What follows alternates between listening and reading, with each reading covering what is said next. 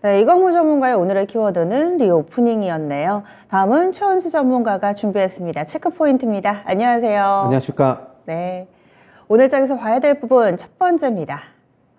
지난주 후반이었습니다. 우리 증시 마치고 나서 중국에서 지준율 0.25%포인트 인하가 발표가 됐습니다. 과연 실질적으로 도움이 될 것인지, 전 세계 긴축 기조 속에서 중국 경제는 이런 긴축 완화 속에 살아나게 될 것인지 어떻게 보시나요, 최원주 전문가님? 네, 지난주 금요일 날 우리 국내 증시 장 마감 후에 중국이 지준율 인하를 발표했습니다. 0.25포인트 인하를 하기로 했는데요.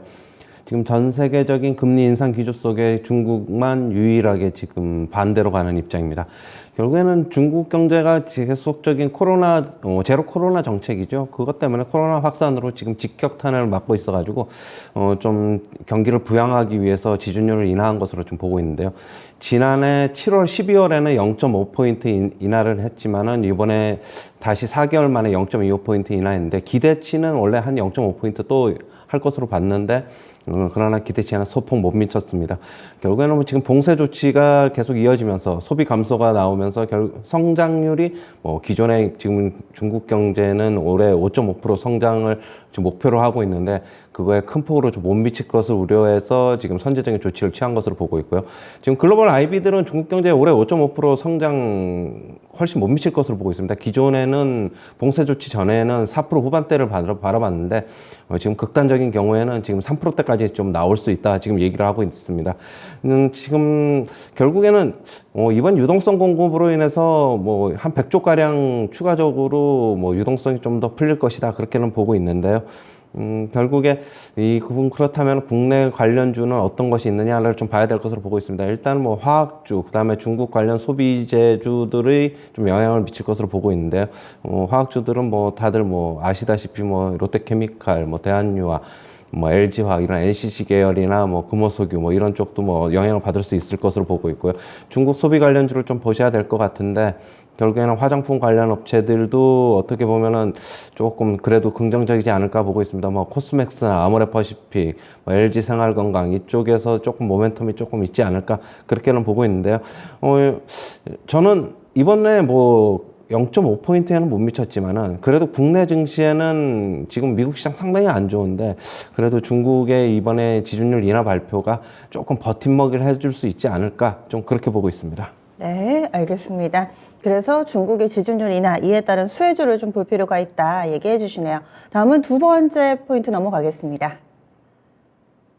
2차전지 소재 업체들 양극재 가격 인상, 2차전지 관련주들도 이제 가격 인상 모멘텀을 받을 수 있을 것인가, 이 부분 다뤄주시죠. 네, 그동안에 이제 리튬 가격, 니켈 가격 등이 급등을 했는데요. 특히 리튬 가격은 21년도 대비 지금 약 1000% 가까이 지금 올랐습니다. 그런데 2차전지 소재 업체들은 셀 업체들과 지금 장기 계약을 통해서 계약을 맺고 있기 때문에 그동안 인상을 못 했지요. 그렇다고 보면 원재료 가격을 고스란히 지금 떠안았는데 이번에 지금 처음으로 인상을 했습니다. 지금 반년마다 대부분 이렇게 계약을 셀 업체들과 하고 있는데 지금 이번에 25%로 인상해서 지금 역대 최대폭으로 지금 인상을 했는데요. 이번 인상은 결국에는 리튬하고 니켈 가격 인상 등 원재료 가격 급등이 지금 원인으로 보고 있고요. 리튬 가격 인상분을 처음으로 가격에 반영했다는 거에 대해서 긍정적이다 이렇게 말씀드리고 싶고요.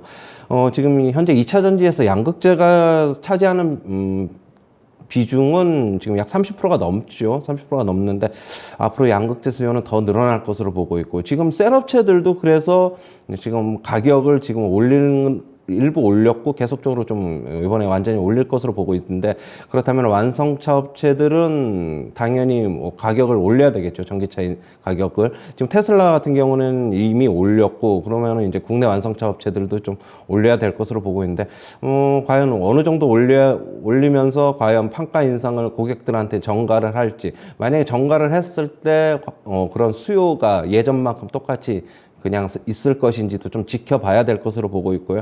역시 2차전지 소재주들은 양극재 관련 업체들이 있죠. 에코프로비엠이라든가 LNF라든가 그다음에 포스코 케미칼, 코스모 신소재 등이 있는데 여기서 지금 에코프로비엠이 2차전지 소재 쪽에 이런 양극재 쪽에는 포지션이 제일 마켓 시어가 제일 높은 것으로 알고 있는데 약 18%, 포스코 케미칼 LNF는 약 15%, 코스모 신소재는 조금 못 미치고 있는데 결국에는 판가 인상을 했기 때문에 실적에 바로 반영이 될 것으로는 보고 있습니다. 그렇다면 4월서부터 인상을 했으니까 2분기 실적은 괜찮지 않을까. 여태까지도 실적 관련해서는 좋았지만 미래 추정 이익치를 끌어다 쓴 것 때문에 주가는 하락했지만은 나름대로는 그런 모멘텀을 좀 받지 않을까 그렇게는 보고 있습니다. 네, 그래서 양극재 업체들 주목할 필요가 있다. 가격 인상 모멘텀이 호재가 될 수 있다라는 시각입니다. 그럼 오늘의 추천주 넘어가겠습니다. 오늘 봐야 될 추천주 카카오를 가져오셨어요. 앞서서 포인트에서 전혀 언급되지 않았던 이 종목을 가져오신 특별한 이유가 있을 겁니다. 알려주시죠. 네, 카카오가 지금 결국에는 성장주에 대한 우려가 굉장히 많은데 그래서 주가가 상당 부분 하락했죠. 그러나 여전히 높은 실적 성장률을 기록하고 있다고 지금 보고 있습니다. 지금 블록체인 콘텐츠 사업 본격화로 인해서 성장성은 다시 회복될 것으로는 보고 있고요. 신정부에서 플랫폼 규제 완화 얘기가 나오고 있습니다. 플랫폼 규제 완화 시에는 결국에는 최우선으로 수혜를 입을 것으로 보고 있습니다. 매수가는 시초가 이하서부터 접근하시고요. 목표가는 11만 원, 손절가는 8만 1,000원 제시하도록 하겠습니다. 신정부 수혜주로 보고 계시군요. 이렇게 해서 두 분의 포인트 그리고 추천주까지 알아봤습니다.